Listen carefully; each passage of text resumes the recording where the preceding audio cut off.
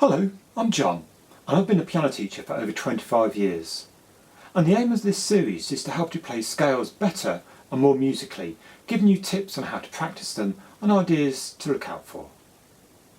If you're playing scales to help you to pass an exam, it's best to check the latest syllabus, because just as the covers of the syllabuses change every couple of years, so maybe every 10 or 15 years, the requirements of what you need to do as the scales will change as well. So it's best to check the latest syllabus. If I was in an exam and played all the notes for a scale really well, I started quickly, I played with a good dynamic shape and at an appropriate speed, I'd probably be playing very musically. And of course for that I'd get more marks. The only way to achieve this though is to play with a slow and methodical practice, making sure you know the notes and the fingering and the starting note, and indeed how many octaves you need to play as well.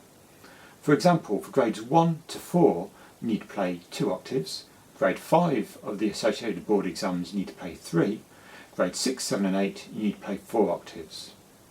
On my website, which is nuneetamusiclessons.co.uk, is a button called Playing Scales, and if you go there and click the button you'll see lots of resources to help you to get better at playing scales. There's like a diary of the scales for each grade, 1 to 8, which will help you to improve, because you'll see how each one is getting better, and the ones that need to improve on you can see at a glance. It also says the minimum speeds of that, and also there's a list of all the different scales at each grade as well, so you can cut these off and maybe put them in a hat or a jar and just pull them out in a random order, so when you practice them you're playing them in a random order, which is much more efficient and effective than just keeping doing the same things all the way through when you've got to know the scales anyway. Today we're looking at the scale of C major, and you may know that the scale of C major is just white notes. Here it is, but you might be horrified at the way I play it.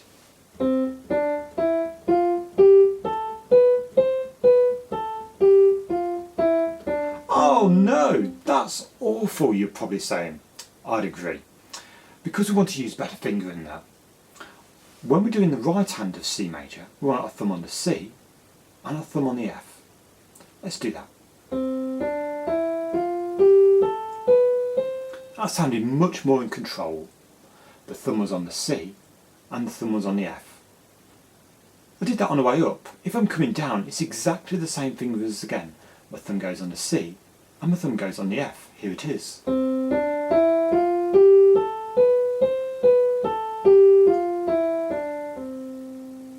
Now, if I want to go 2 octaves, the second octave is going to be the same as the first octave for fingering. And if I want to do more, the fingering for subsequent octaves will be exactly the same as well. So I can go thumb on the C, thumb on the F, thumb on the C, thumb on the F. And it's the same coming down. For how many octaves I do? Thumb on the F, thumb on the C, thumb on the F, thumb on the C. That's the right hand. Now the left hand is the same idea. We've got exactly the same notes, but just very slightly different fingering. In the right hand, remember, we had a thumb on the C and thumb on the F. In the left hand, we've got our thumb on the C and a thumb on the G. Have a look. Here's one octave going up, then going down. Thumb on the G, thumb on the C, and then thumb again, and then ending with my little finger. Now if I do 2 octaves, it's exactly the same again. Just like the right hand, both octaves would have the same fingering. Thumb on the G, thumb on the C, thumb on the G, thumb on the C. Going down, thumb on the G again, thumb on the C, thumb on the G, and that's finished. Now, of course, for grade 1, we don't need to be able to play both hands together. But C major is also in grade 5, 6 and 7, and depending on which group you're doing, and in grade 8 as well. And for those you may be asked to do them hands separately, but generally you're asked to play them with both hands together. Nothing's changed. It's still the same fingers, it's just that we need to be able to combine them and do that confidently. To start with, you may not be able to play them so easily, so just try a few notes, but still keep the right fingering.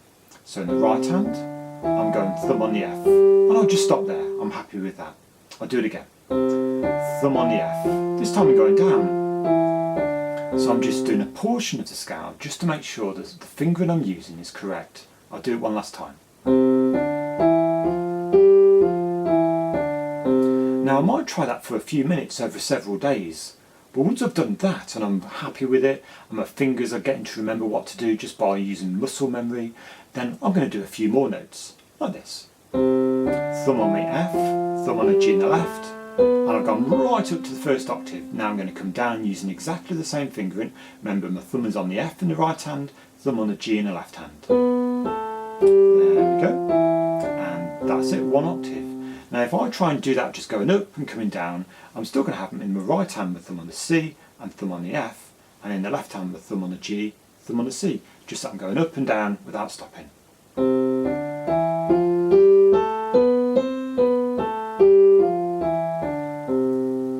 Now if I want to go for 2 octaves or more, hands together, just like we were saying for when it was separate hands, it's exactly the same procedure. The fingering doesn't change, and if you do change the fingering, it'll just make it so much harder for you because you have to think on your feet, which makes it so much more tricky and it's not easy. So it's so much better to keep a consistent, controlled and confident fingering, keeping it the same every time. Here's 2 octaves. Thumb on the F in the right, thumb on the left in the G. Thumbs go together on the C, thumb there as well. Now I'm coming down, so my thumb in the left on the G, thumb on the right, thumb on the right there, and that's the way to play a C major scale in similar motion with your hands going the same way. Now of course in grade 1 and in some other grades you might need to do it contrary motion as well, where whatever your right hand does, your left hand is doing a mirror image of that. So if my right hand is just going up 1 octave and down, I can do that in contrary motion too, like this.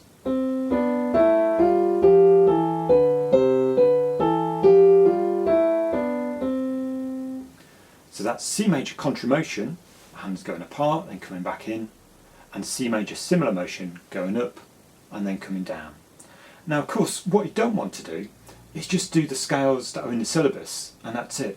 Sometimes it's really interesting and really good to try and invent your own scales or do them in a slightly different way.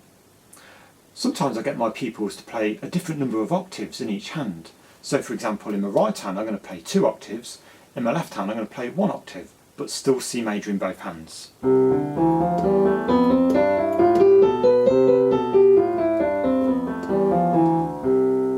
This is really good because it makes sure that you know the fingers, because if the fingering goes wrong you're going to be liable to making a little bit of a mess of it in an exam, which doesn't just cost you marks but it just sort of takes away some of your confidence for things later in the exam as well. Of course I can do it 3 octaves in the right, 1 octave in the left if I wanted to.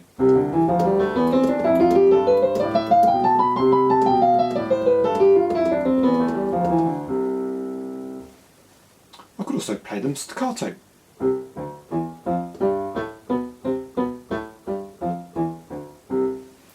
Sometimes I get people to play different scales in different hands at the same time, so that's maybe an idea you want to follow that as a challenge. So remember, slow methodical practice is the best type of practice. Make sure you know where the notes are, what the fingering is, what's your starting note, how many octaves you need to play. There are more resources on playing scales at anitamusiclessons.co.uk, and if you want to leave me any questions or ideas or point something out, that'll be fine. Leave it in the comments below and I look forward to reading them. Look out for some more scales coming up.